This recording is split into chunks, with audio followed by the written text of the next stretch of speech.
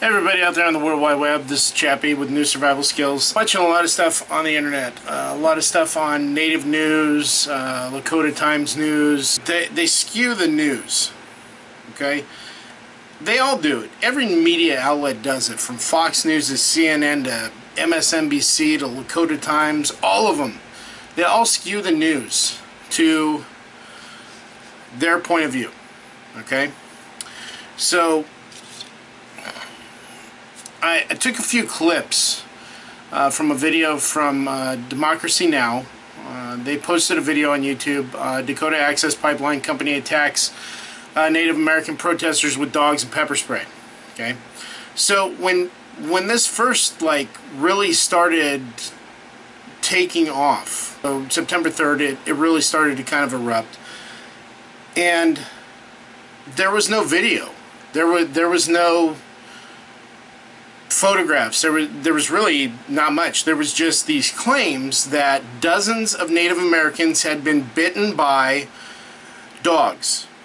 Okay, then there was all this, Native Americans were bit by pit bulls, and Native Americans were maced, and all of this.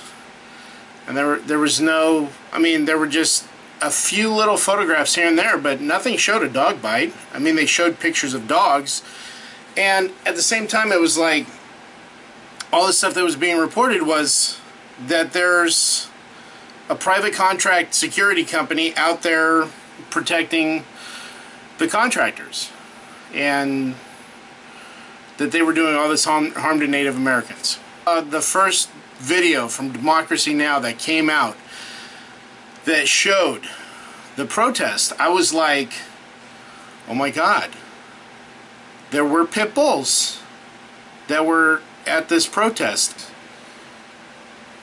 Here's the footage of the pit bull in the mix. You sick the woman! You sick the fucking woman! What the fuck is wrong with you? Get your fucking dogs out of here! Get your fucking dogs out of here! Get the fucking dogs out of here! Did you happen to notice that the pit bull that is there doesn't belong to the security company? It's not one of the dogs with the handlers. An actual protester brought a pit bull. So one can speculate that these things have been going on at these protests. Native Americans are there with their horses, because we've seen that in reports that Native Americans showed up with their spirit horses to use their horses in these demonstrations. You're escalating things, and people were trespassing. People have gone through the fence, men, women, and children. The bulldozers are still going. And people were fighting. And they're yelling at the men in hard hats. One man in hard hat threw one of the protesters down. And, you know, all of this stuff. But then I broke the video down and I was like, what kind of a shitbag brings a child to a protest? Come on, guys! We gotta stop this! Bring a child to a protest and then drag the child or children by the hand and basically use them as weapons. So here's a clip of a woman who trespasses because there's a fence. She takes her child, she climbs over the fence with her child to go get into the melee. Here's a clip of that. Why are we standing and watching? Get in there! Stop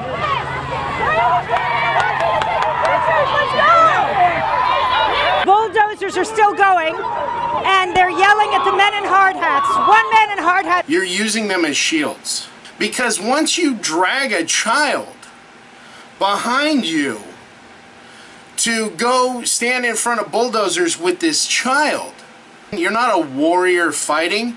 You're a parent who just took your child and put them right in the middle of the fight. It's not what being Native American's about. It's not about dragging your child into the fight. It's about protecting your child from the fight. That's what being a human being is about, is protecting your children, not using them as a tool. Why are we standing and watching? Get in there! Stop this! Let's go! I mean, can you believe that? Can you believe that people are willing to take their children and put them in harm's way like that? And then the media is going to be like, oh, well, at least the Democracy Now! Media and the Native American media is going to be like, oh, they're great warriors and everything. Okay, so then there was these other reports that this vicious dog had bit all these people. Woman over there, she was charging him and it bit somebody right in the face, and then it charged at me and tried to bite me, and they're still threatening to stop.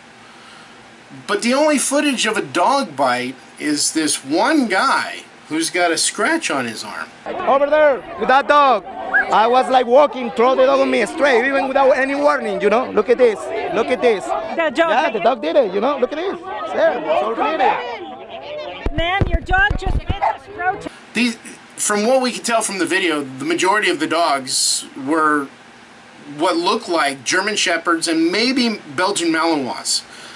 And so this guy has what might be a little nip on his arm, but there's such a melee.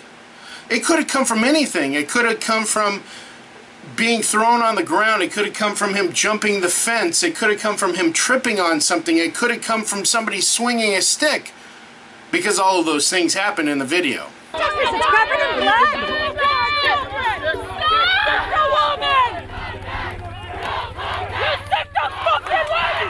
What the fuck is wrong with you? Get your fucking dogs out of here! Get your fucking dogs out of here! Get the fuck out of here!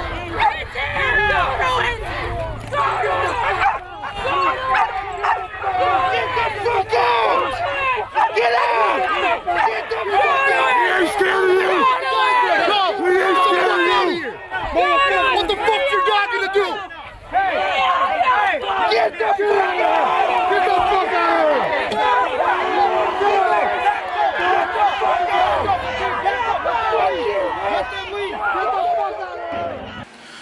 It could have come from the Native Americans who ride in on their horses, and they're using their horses in a threatening manner. The Native Americans try to paint this picture like they were doing nothing wrong. We were just standing up for our rights. Woman over there, she was charging him and it bit somebody right in the face, and then it charged at me and tried to bite me, and they're still threatening to stop. The fact of the matter is here's a clip of the Native Americans rushing in with their horses.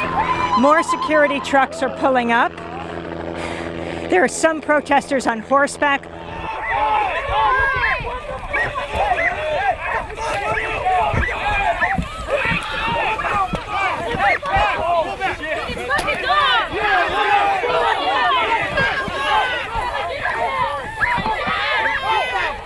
Security has some kind of gas. Democracy Now! Is reporting this horrific thing that's going on. The security guards are doing this, the security guards are doing that. But at the same time, like, these people are heroes because they're bringing their horses in to the melee. Feel great. What did you accomplish today? We were protecting our water. That's what we were here to do, and that's what we did. Where are your horses from? Crow Creek, South Dakota. And you came from there? Yes, ma'am. And so, describe the scene to us. We protected our water, and we did a good job at doing it. Thank you. Thank you. Thank you.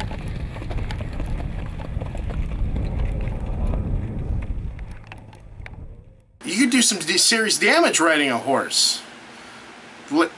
More so than a dog. But that's okay because it was the Native Americans doing it, right? Okay. You're standing there and you're acting aggressive and violent and you're escalating things, but then when the other side escalates to protect themselves from the escalation that you have created, you're, oh my God, look at us. Oh my God, look at us. We have our hands up and we're getting jacked up. Here's some footage of Native Americans actually assaulting the dogs, okay? And I'm going to also throw in a clip of the dog that people say bit all of these people that we don't see Dog bites. Against us, and we're not doing anything. Why are you letting her dog go after the protesters? It's covered in blood.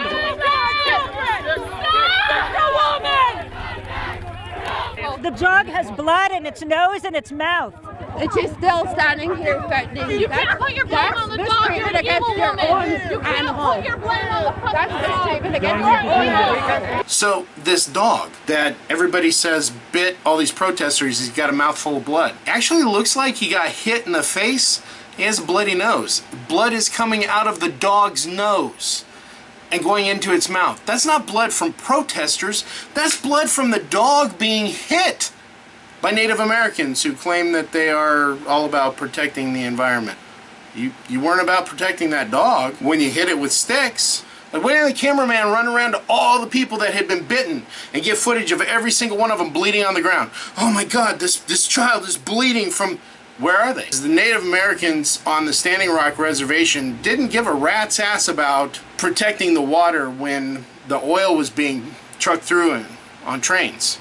They didn't stand on the railroad tracks and stop the trains from coming through and crossing bridges that go over the rivers. They didn't do that. They're not out protesting the trains. These things derail. It happens. Derailed train cars, oil spill in a city, oil spill. I mean, it can happen. It's far safer to have oil in a pipeline than it is to have it on train cars. Now all of a sudden, because the pipeline is going to go under the river, they're all up in arms about it. Oh, no, we can't have this happening. You would much rather have unsafe trains. Makes a lot of sense. And actually, you're not fighting for the environment. You're not fighting for Mother Earth. You're not fighting for all of us to have clean water. You're just fighting for your little tiny piece of the world, because that's all you really care about. It's like George Carlin said in his comedy skits years ago. Environmentalists don't give a shit about the planet. They don't care about the planet. Not in the abstract, they don't.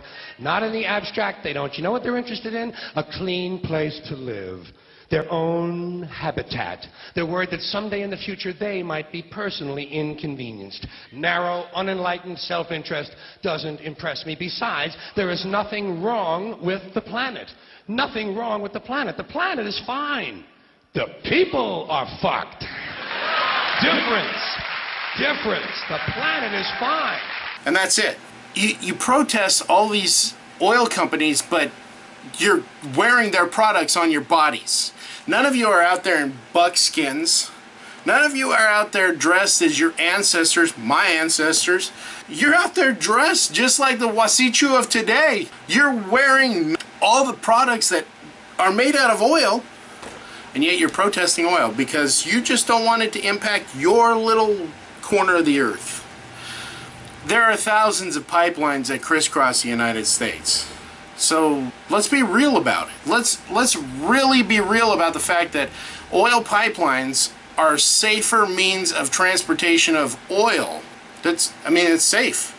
And then you guys, there was another report of like private company being used to spy on people, military contractors with their planes flying over, and these people get paid by the oil companies to fly over the pipelines. They get paid to monitor the pipelines to see if they're leaking, so that if there's a leak in a remote area, they can go out and fix it before it turns into something really bad.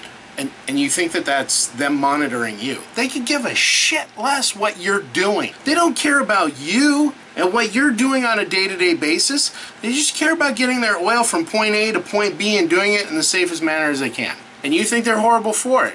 While you're wearing their products, while you've got their backpacks on, while you've got their sunglasses on, while you're wearing their shoes, while you're wearing their clothes, while you have their earrings in, you think oil is so horrible. Doesn't make any sense at all. The hypocrisy with this whole protest runs deep.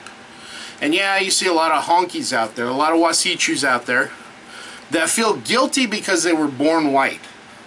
Because society has made them think that because they were born white, they owe you something. Well, they don't owe you shit. They don't owe you shit. No one here owes you shit. I mean, do you understand that?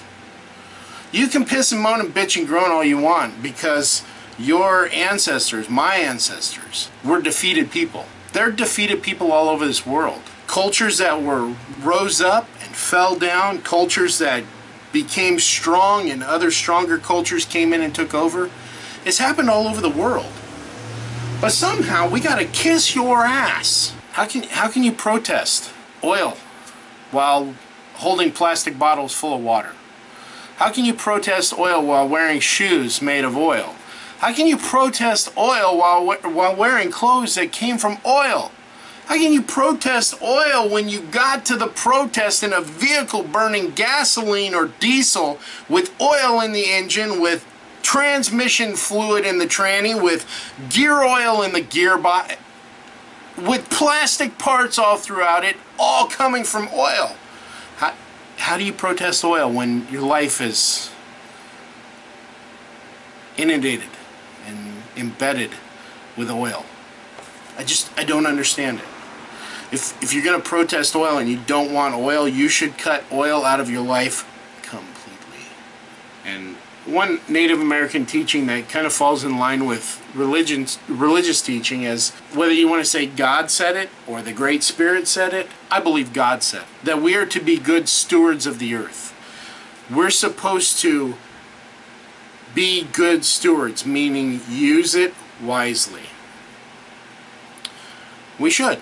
We should use all of its natural resources wisely. Why not? We have oil. I mean, it's a proven fact that Native Americans have been using oil since time began. I mean, they've used it for lamps. They've used the tar for their thatching things. They've used it for putting fletchings on arrows and tips on spears. It's something they've used forever. Not so much anymore, because most Native Americans are kind of living Wasichu lives. Yeah, it's pretty pathetic. So, that's my opinion, and I don't really care if you like it or you don't. Okay? This is Chappie with New Survival Skills saying take care and take care of the wild.